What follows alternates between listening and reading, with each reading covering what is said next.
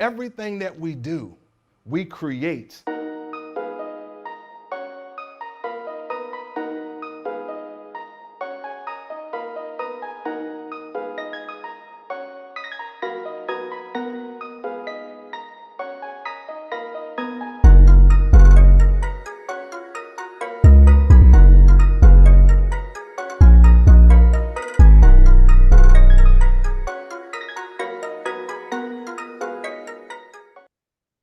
Hey guys, how's everybody doing?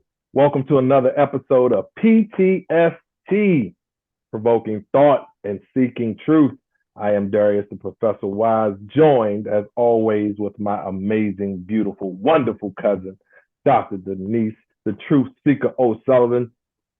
Dr. Denise, my darling, how are you today? How am I? I'm absolutely wonderful. You know what, Darius? I was thinking, hi, folks. It's good to see you again. Thanks for joining us. Yes. We love you. We love you. And we're here to share and actually provoke you to think about some things Ooh. and maybe seek a little truth. Mm-hmm. And it's working. Yes. It's working. All right. But first, I want to tell you how I be. Let's hear it. And it kind of ties into provoking thought and seeking truth, right? Okay. I am in a space of grace, humility, Mm-hmm. and gratitude. Yes. All right. Grace, because if we weren't going through some of the things that we talk about, we wouldn't be authentic. Exactly. All right. Yeah. So I'm experiencing this grace because I just feel so blessed about the fact that I'm just really kind of opening up. I'm getting all kinds of information. I'm gaining a clarity, right? Not so much about what's going on in the world, because that still doesn't make sense to me. But Right. also, I'm getting more clarity about myself. Yeah. Okay, so in early episodes, we talked about self-discovery, right? And so based upon the knowledge that's been coming to me, we call them downloads sometimes, right? Lots of stuff coming, and it kind of makes you go like this. But at any rate, I'm just feeling in a space of grace. I'm feeling blessed because of the clarity that I'm getting, right? The other thing that's happening is I'm in a space of humility, right? Humbled. Because sometimes you don't know what you don't know, you don't know. Yes, I agree. Right? I agree. And so you have all of these little epiphanies that come to you. It's like you're walking in the world collecting data, and someone will say something that makes you go, You'll read something that makes you go, You'll see something. And so it's like, wow, I didn't know what I didn't know. I didn't know. Okay. Yeah. And then the last piece is gratitude, right? I am just so thankful. Okay. Because it's like, it didn't have to be this way. Right. I didn't have to have this clarity come to me. I didn't, and the clarity kind of gives you peace. Yep. Gives you peace of mind. You don't have all this stuff going on in your head, right? The It's chaos. like how wonderful is it to accept something? See, that's big. That's new. That's That's new to big. you, Yeah. right? And how wonderful it is to come to terms with truths. Your own, my own. Your own truth. Yeah. So it's like grace, humility, and And gratitude. gratitude. Yeah, we just say, Yeah. oh, well, it is the way it is. You have to come to terms with it. You have to go beyond, well, there's nothing I can do about it other than to accept it. You have to come to terms with it. Yep. Because there's a lot going on. And I think the gift when there's so much chaos outside is being able to still have peace Well, it's within. within you. Peace within. And that comes from all of those things that you just mentioned: being grateful, being humble, being, just open to new information and not discounting it because this is what I've been taught and learned my whole life. So I agree, and I am in a space now, and I tell my kids this all the time, right? Like, this peace in this house, peace. That's my goal, is to have peace. No, all that chaos can stay outside. I know it's there. I know it's there. I accept that it's there, but that doesn't mean I got to accept it as my truth all the time. And it doesn't mean that I have to bring it in to my house or within me. So, and a lot of that comes from being humble, being grateful for where we are, what we are, who we are. And so I agree. I am with you on that. And the other thing that I'm feeling, to add to that, I am so excited about this journey that we're on and learning things that I did not know. Yes, where my rocks? Get your rocks out. Get Get my your rocks rocks out. out. Get my rocks Let's out. Yes. raise the vibration. We got a new frequency going here. Yes, and just learning some new things that now helps make sense of some of the things that did not make sense to me before. I'm thankful for that. Yeah. And even to make better sense of who you be. Yes. And how you work. Because it doesn't necessarily have to reflect what's going on out there in the world. No. Just understanding me better, which when I understand me better, I function better. I'm more at peace, so that my relationships actually start to be affected by that, and it's reflected in those relationships. Because now I'm not quick to anger. I'm not, I'm not giving off a bunch of chaos myself, because now I understand a little bit more about who I am.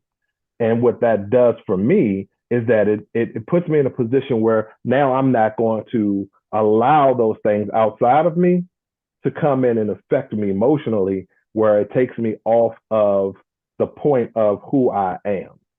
And I'm not going to change who I am at this point and who I'm becoming because of some outside influence. So it makes it so I am better to be around. I am more peaceful just in my day-to-day living and just my nature. So I hope you guys are getting that too. I hope that those of you, all of you watching are really starting to understand some of the things that we're sharing. If you just kind of do your research and seek your own truth in all of it, notice how you begin to change and how you start to look at things a little differently, and you operate a little differently, and you navigate this world a little differently. Yeah, you do. Even if it's knowledge of yourself, You know, it's Especially paying attention, observing yourself and paying attention to your inner world. And so it's like, what in the world is she talking about? What does she mean by paying attention to your inner world? Can I share what it looks like for me? Because it's kind of funny. Yeah. You laugh at yourself, right? All right. So in previous videos, I had been talking about cars and knowing yourself and knowing how you operate, right? You don't just get in a car and drive it and so on and so forth. And you've been talking about manifesting thoughts being things, right? So I manifested a new car. You did. I did, didn't I? I needed a new car. My car was dying and I didn't. It's like, I want to wait. I'm not ready, right? But my little chug-a-lug was just kind of slowly fading away. And I didn't want to put that kind of, it didn't make sense to put that kind of money into it to have it repaired. So I started searching the internet and I was building cars and I figured out that the price of a car would go up $2,500 once you put paint on it. You know, you choose a color, starts at, and then you choose your exterior color. Boop, the price goes up, right? But I had fun with that. But I built this car, and I said, "That's what I want." Right? Didn't know how, didn't know when, didn't know where, but I had this car in my mind that I wanted. I knew what it looked like and everything. And I said, well, I'm going to go out and test drive 2 other cars and eliminate them and, you know, do my thing. And so, so you always get a little help from the outside. My daughter's the one that kind of kept urging me, and she had all these alerts set up and whatnot. To make a long story short, I go out and I walk onto this car lot and I drive one car. I said, nope, that's not it. Get into another car, drive it. This is it. And then I got out and I looked at the car and I said, this is the same daggone car I built on the internet. See? All right. So car manifested, right?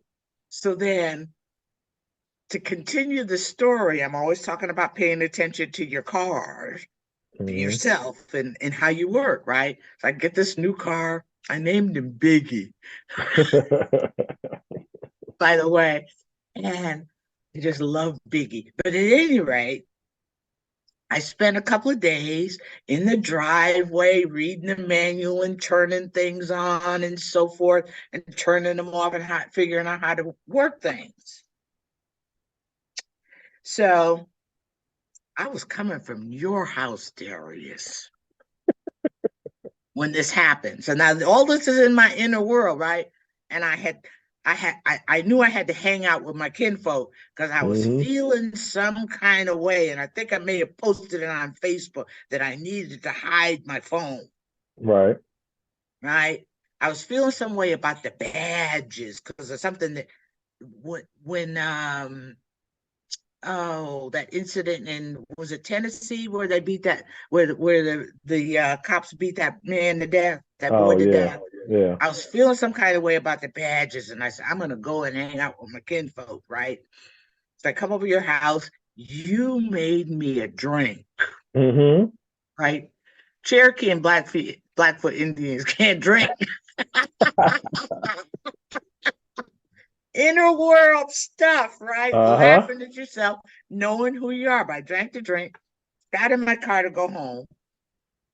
And as I was leaving your development, I adjusted the lights. Because I said, oh, it's kind of dim. Right? So I get on the beltway and I'm driving along all happy and stuff. Right? It is singing and I saw some lights flashing behind me. I saw, oh, somebody needs to get through. So I pulled over to the far right lane and was driving. The lights pulled over to the far right lane, right behind me. And I said, oh crap, what is this, right? And I said, I asked for this because I was feeling some kind of way about the badges. I attracted them. Yeah. So I'm just, so I stopped, right? I'm trying to open the window. I'm trying to turn on the inside light. I can't find anything. Nothing was working, right? And so the officer comes up beside on the passenger side. I had opened the driver's side because I'd had that drink, right? And I thought, oh my God, here he comes. I have that drink. And I couldn't do like this to smell if my breath smelled, because I'm trying to keep my hands on the steering wheel, right? And so I'm going like this, trying to smell my breath. Right? And so he says to me, he said, ma'am, he says, did you know that your brake lights are not working? I said, what do you mean they're not working? This is a new car. Right. So he walks around to the front of the car and he says, turn on your lights. And I said, he said, no, ma'am, your lights are not. See, after all that sitting in the driveway. I had adjusting my lights. I had turned them off. And was just tooling along on the highway, right? So I turned my lights on and I get get myself together and I start to drive. And so I hear this noise, right? And I said, what in the world is that? In the process of trying to find my lights, I had opened the sunroof. So now you got the sunroof open. Without opening the cover. And that's where the wind was hitting the cover, right? I said, oh, crap. I said, I'm not going to stop. I want to go home after all this. So I just pushed the sunroof back, the flap back, and rode home with the sunroof open at 10 o'clock at night in 37-degree weather. Right, about the 30-degree weather. And so this is my inner world. This is what's going on. But I'm having fun with myself because I'm thinking about all of this stuff, right? And so the point is, and I told two long stories to get to this, but the point is that I thought I had learned how this new car operated, all right?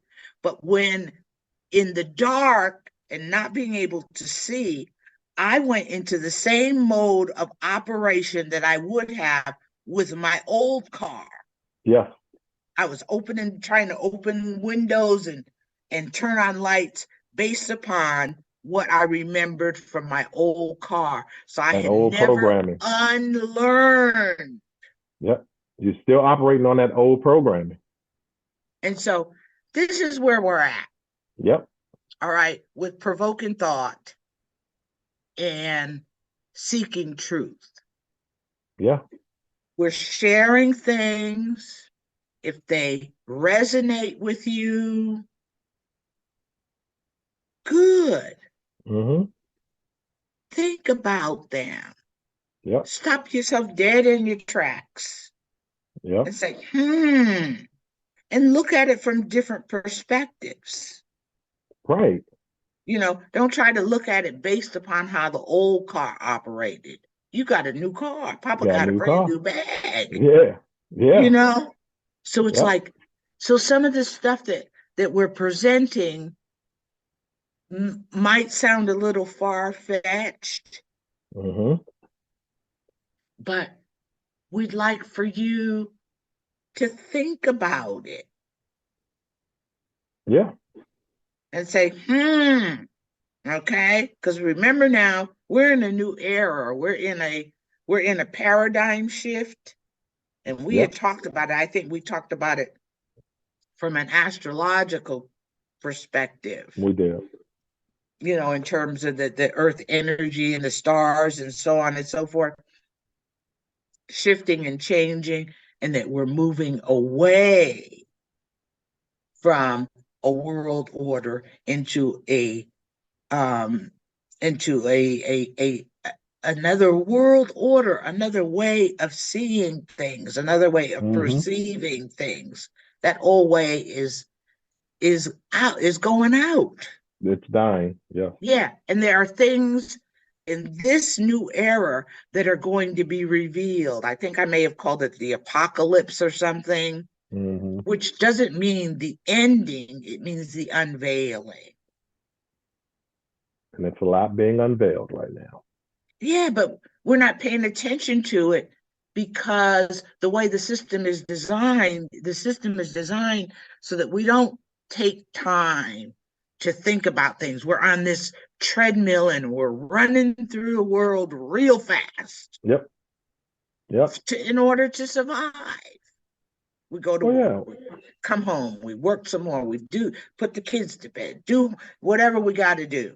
And it's constant. And so when do we have time to reflect? We really don't. And that's the sad part. We don't. And so that's why I'm glad we're doing this, to give people that idea and that mindset to make it a priority.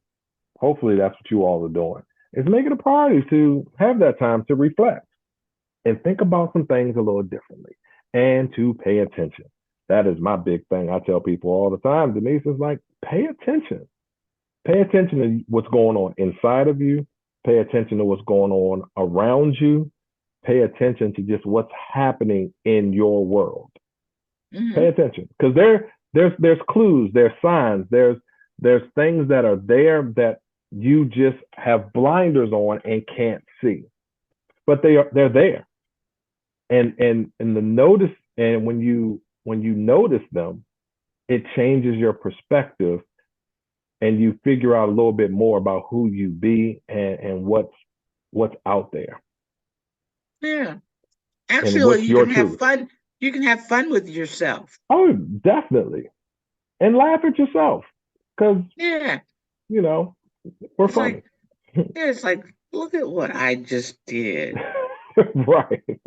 I did that. I created this myself. What could have been a traumatic experience. I've never been pulled over by the badges. Right. Because you driving down the highway with no lights on. Just singing. Just singing and bopping. Yeah. Clueless that it's totally dark. yeah. I turn off the lights. It's like, yeah. See? Well, we got some new stuff. Darius. Yes. Who are we going to talk about today? Well, we could end right now. We really could. That's probably enough to think about. But let's talk about some of the things that are being revealed. You talked about things being revealed and the apocalypse. So we don't want people thinking that the world is ending at this point. That's not what we mean by apocalypse. Like Denise said, it's the unveiling of certain things, the revelation of what's there. So let's share some things that people may not be really thinking about and get them to think about. Okay. Yeah. What are we going to share first? Well, let's talk about who was here first. Who's here first? And what's being revealed about who was here first. Oh, you mean some more Black history? It's still Black history for us. Okay. So let's talk about let's talk about lost civilization. So we're gonna give you some reference, right? So we don't want you to think that it's just us that's just kind of pulling this stuff out of thin air, right? So we're gonna show a little clip, and again, and we've shared some information this way before in previous episodes, the last episode we did, but we're gonna share this clip from Joe Rogan, right? Regardless of how you feel about him, I know people have all kinds of feelings about Joe Rogan, but it's a video of him and Graham Hancock. If you're not familiar with Graham Hancock, pay attention.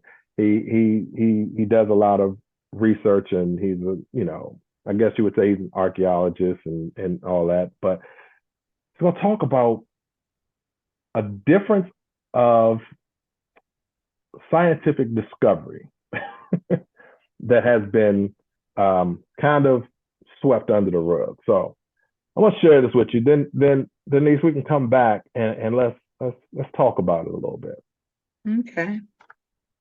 Of the human story. But then new information started to come out that touched on the lost civilization idea, and I couldn't just stand by and ignore that information. That's why I published Magicians of the Gods in 2015. And then as I was researching that book, I became aware of something I hadn't realized before, that there's a mass of new information from the Americas, specifically from the Americas, which completely rewrites the story of human history, that the Americas have been misrepresented for a very long time by archaeology. And archaeologists will be annoyed with me for saying that. They have a way of forgetting their own errors, of saying, oh, well, we knew that all along. It wasn't the case. But the fact of the matter remains that for the best part of 50 years, from the 1960s through until about 2010, American archaeology was locked in a dogma that they actually had a name for, which was Clovis first. That they invented a name for a culture. They called them the Clovis culture. We don't know what they called themselves. They were hunter-gatherers. They first appear in the archaeological record 13,400 years ago, and they vanish from the archaeological record 12,600 years ago. And for a very long time, it was maintained adamantly that these were the first Americans, that no human being touched the soil of the Americas until 13,400 years ago. Just animals, but no human beings present at all.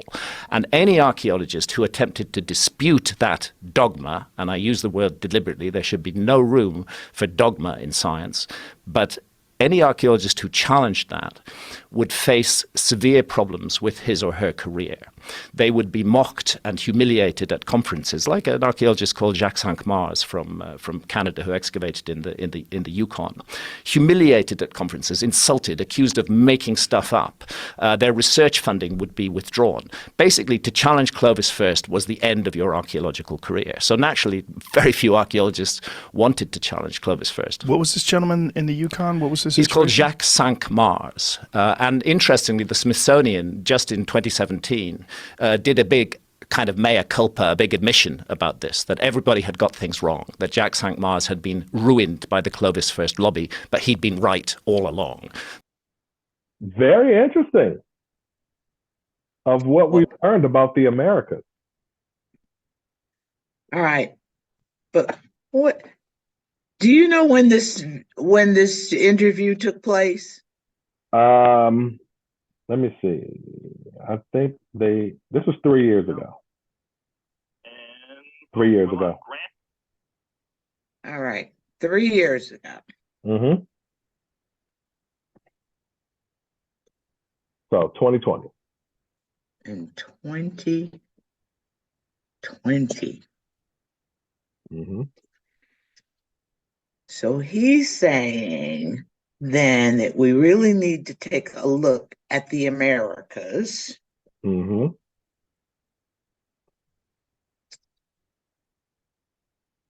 But he also tells us what happened that the Americas had been so discounted. Right. That this Clovis culture was the standard. Yeah, was the standard. Yeah. And said you can't dig any deeper. Any deeper. So yeah. What does that mean? Graham is saying that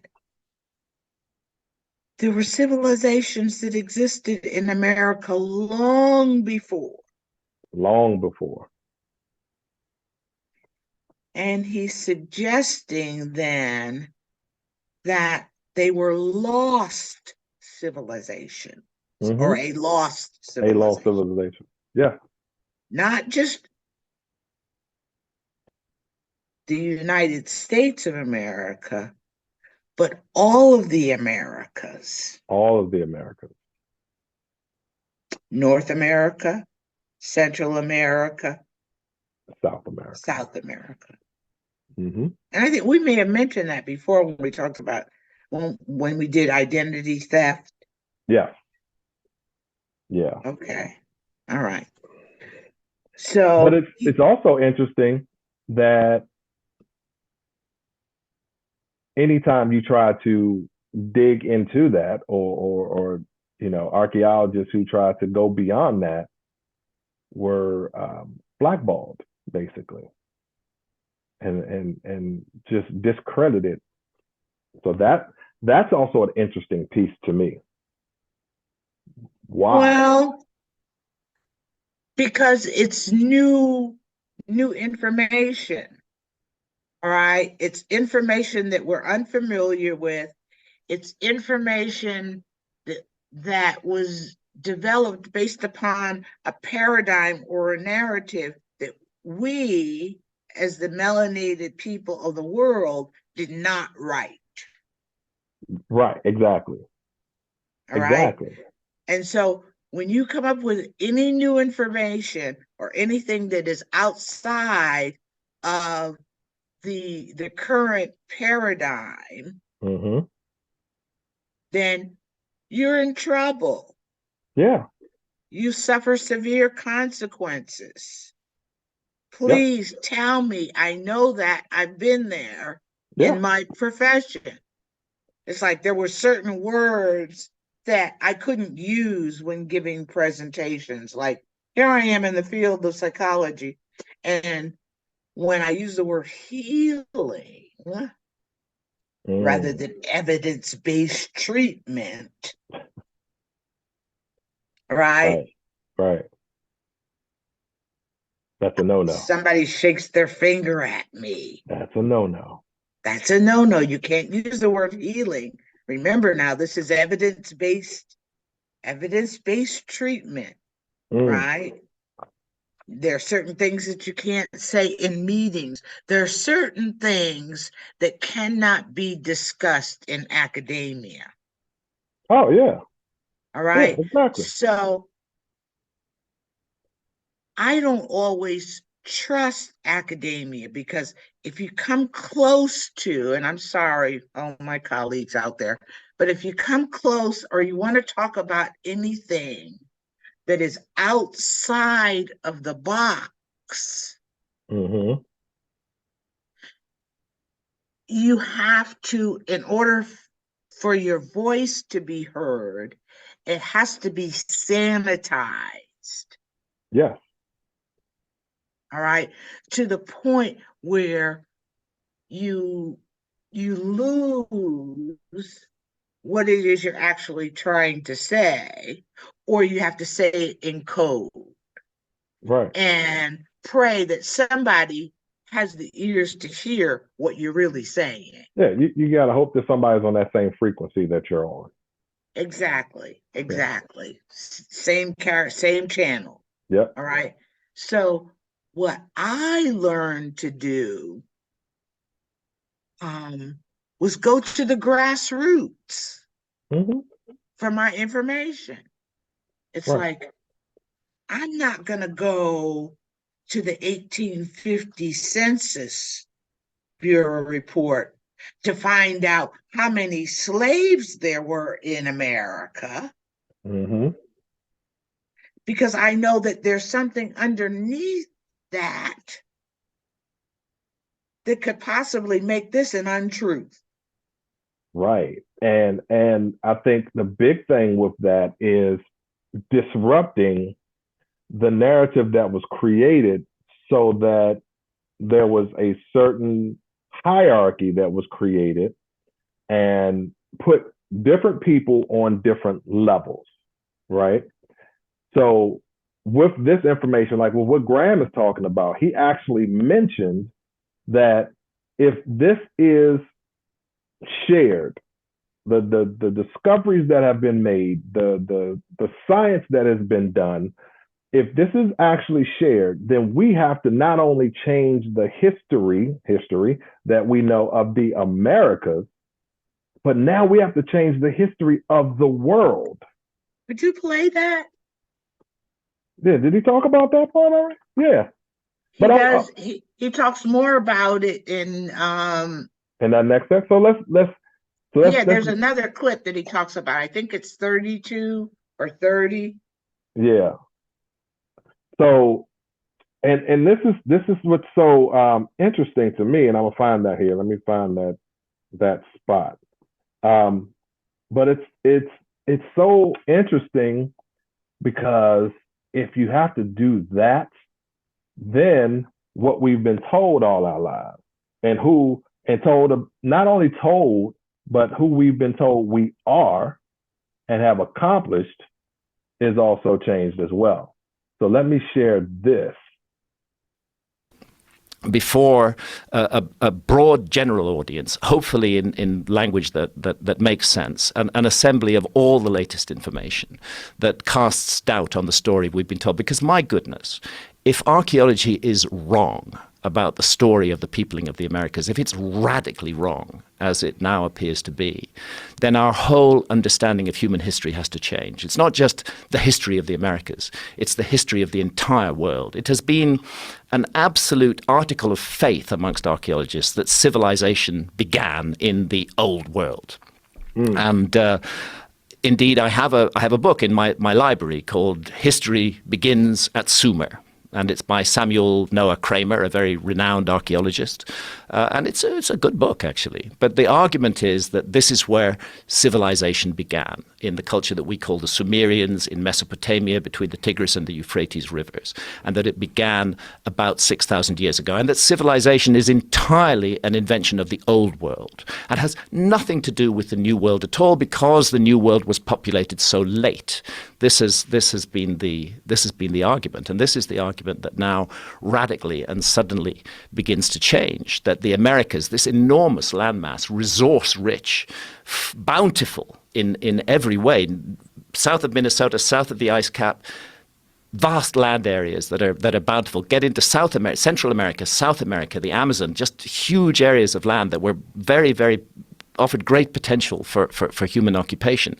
Dogma has said there were no humans there. Now the first bits of evidence are coming out that says there were humans there. And if that's the case, then we must consider the possibility that the story of civilization might have begun in the Americas, not in the old world at all. It might.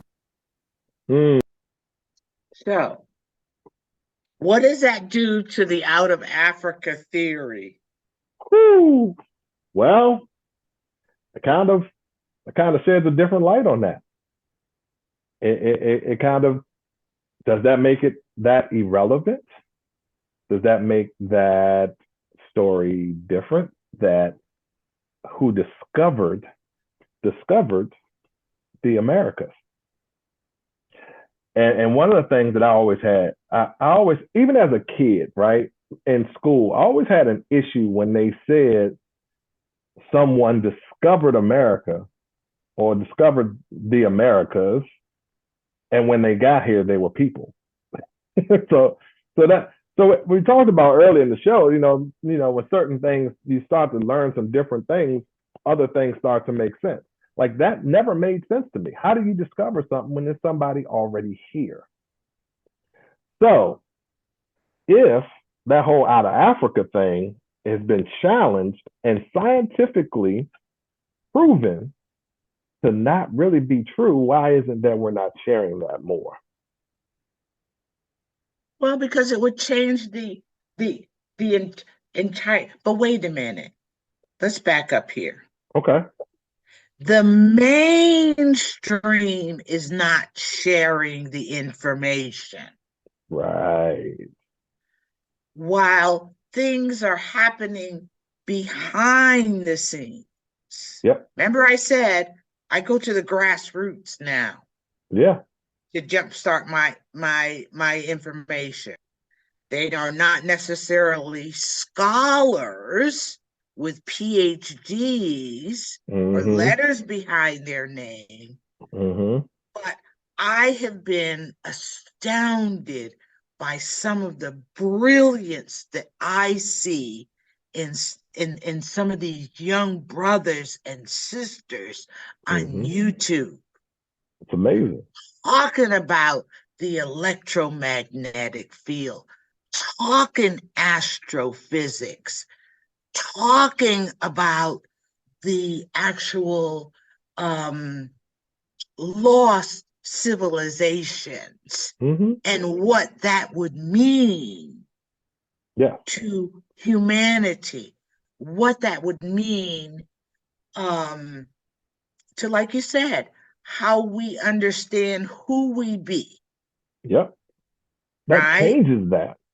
It changes it, but you're not going to hear it from the mainstream. And this is where that whole the idea of conspiracy theories comes from too, because when you speak against the mainstream belief, the mainstream narrative, they always will say that that's a conspiracy theory, that you're making stuff up. And Graham actually mentions that. You know, they'll put it out there like you're just making stuff up. Oh yeah. But what happens? How major is it to understand that there is let's just to say there's a possibility that civilization did not start in the old world, as he put it. Yeah. Because now that changes what we so-call the new world, this Western world. It changes that. So everything we've learned about where people were, where people came from, how things started, all of that we've learned has now have to change. Well, just like driving a car.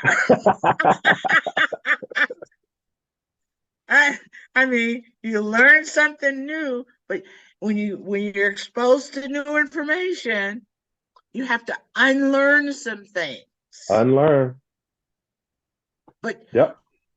You have to go far back enough to really begin to understand True. that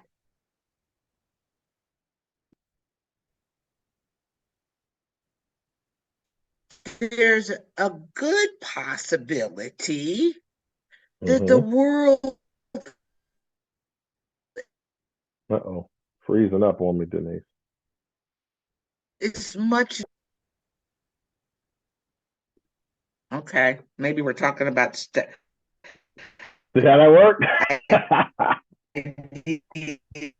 Is it? Yeah.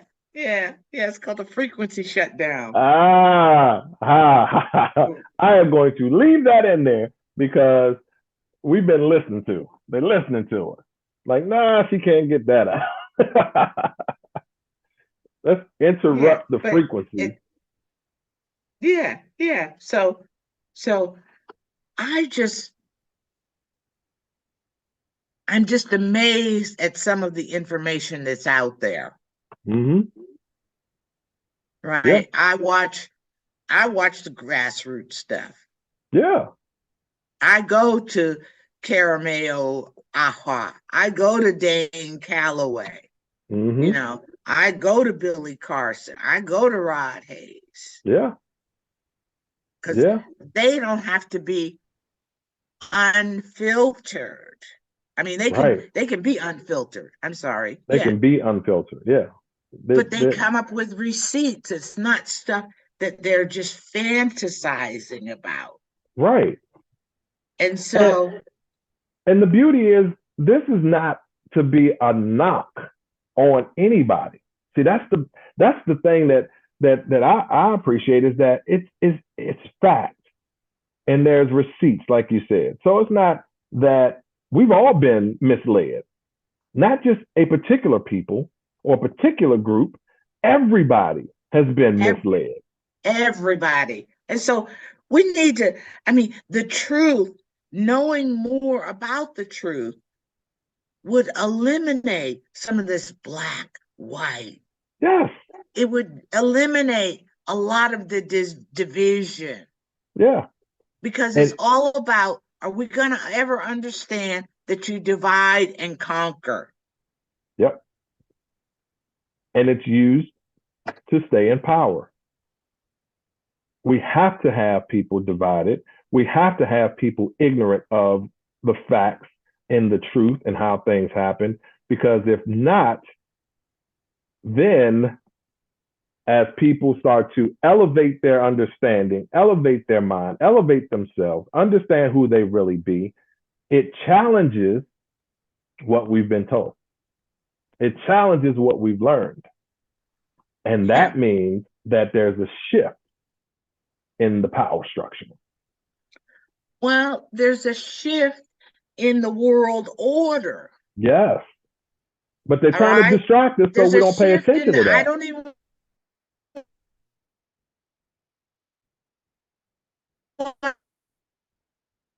Oh, they're trying us today.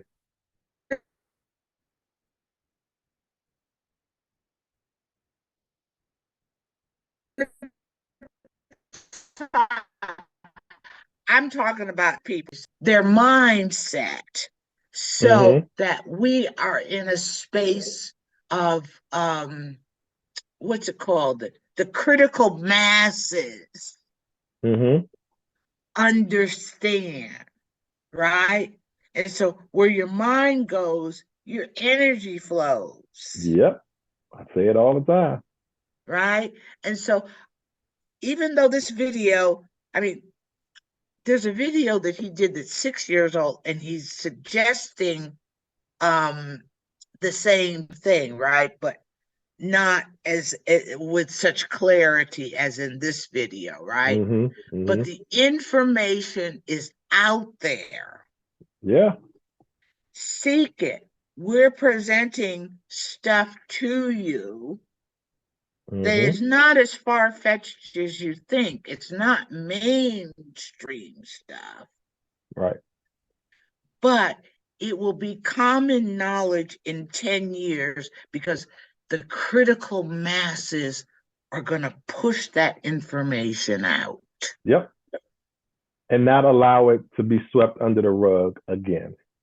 Exactly. So, I think I'm done, Darius. Well, you know, I think I'm at that point too, because this can go into so many different directions. And we don't want to do that. Right. And for all of our viewers, I want you to know that keep watching. Stay with us, because we're going to share some other things. But understand the basic foundation of this show, right? The basic foundation of what we're doing is provoking your thought. So we shared some information with you today that should have really provoked some thought. And now the second part of that is we want you to seek your truth. We want you to seek some truth. So go out there and look. Do a Google search on where civilization started. Just kind of see what you come up with. Do your own due diligence, your research, you know, participate in your own rescue, because there's a lot out there that we haven't been told, and we haven't been, you know, given the whole truth, nothing but the truth. So help them God. Yeah. Well, I want us to make the shift of being in a space where we don't have to wait for something to be given to us. Because it's out there. Go get it. You wait all your life. Go get it. Because the bottom line is, though, that when this information continues to spread and it does become common knowledge, what happens to the civilization that was created under a false notion? Ooh. I'm not going there, Denise. That's going to get us going again. Here, I'm going to add this too. I just want to end there. All right, I'm going to add this so everybody watching can think about what you just said. And then also think about, how does that change if all of this stuff that's going to come out, that's coming out, how would that change how you think about who you be? Think about it. Because you were told that most people, a lot of us, especially us melanated people, were told that we weren't much of anything prior to. How does that change how you act, who you think, who you believe you are, all of that. So we're going to leave that there and let y'all think about that. We're going to let y'all think about that. Yes. So I'm so glad that you guys joined us. Make sure you like the video. Comment if you have comments. We love to have that feedback. So go into the comment section and make some comments. Like the video, you know, make sure you share it, because we want to get this information out and get people to understand that there's some different things out here that we haven't been taught. And also hit the notification button so you know when we're putting up new episodes. So I thank you. I appreciate all of you. I love you. You know, think about what you think about. Always remember that you are phenomenal. Closing words, Dr. Denise? That we're not victims. Oh, not at all. We are powerful. Beyond we belief. are electromagnetic forces, and we are spirit beings, which changes a whole bunch of stuff. Mm-hmm. So those are my closing words. Ashe, thank you for joining us. Ashe. We'll see you next time, guys. Be phenomenal.